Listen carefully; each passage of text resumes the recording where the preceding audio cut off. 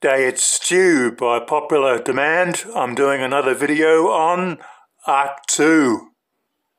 Just to recap, this is the show with Space 1999 type clothing fashions.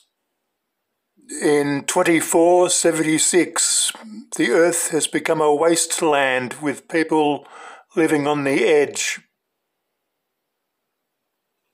This truck-like vehicle patrols destroyed Earth in the hopes of restoring Earth to the way it was. But this is different to modern end-of-the-world TV shows like The Walking Dead. With The Walking Dead, after watching a dozen episodes back-to-back, the show becomes so depressing you feel like killing yourself. But with Ark II, despite being an end-of-the-world series, you walk away from the episodes feeling like you've watched something positive, interesting. It's not sort of depressing like The Walking Dead. Now, I'm not saying the show is 100% perfect. I mean, it does have a chimp that actually talks now and again. What makes the show super special to me is the simple fact that it has lasted.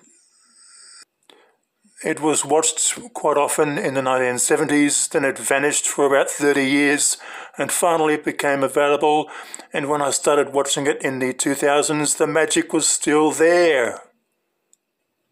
With other 1970s science fiction shows like Space Academy, The Secret of Isis, Logan's Run, these TV shows, the magic was there in the 1970s, but when I returned to repeat viewings in the 2000s, the magic had somehow flown away. The appeal was gone, but Ark II, it just keeps on going. I never get tired of it. In my older years, I like it for entirely different reasons to the reasons I liked it in my youth. The episode titled The Robot has a nice little touch of Lost in Space at the beginning where the regular characters are just sitting around eating food, waiting for something to happen.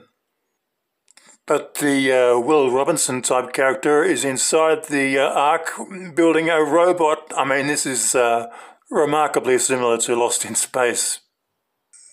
Now, Robbie the Robot made guest appearances in TV shows such as Wonder Woman and Mork and Mindy, but frankly, he never made a really memorable impression. Unlike Ark II, where his guest appearance in this episode is one of his very best appearances, so not as good as Forbidden Planet, of course, but certainly up there as one of his best and most memorable performances. To those who have never seen Ark II, you might be shaking your head saying, "Now hang on, this all seems very familiar."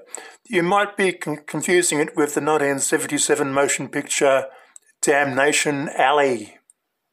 Damnation Alley was also about a landmaster or truck vehicle, call it what you like, which also patrolled wrecked Earth of the future.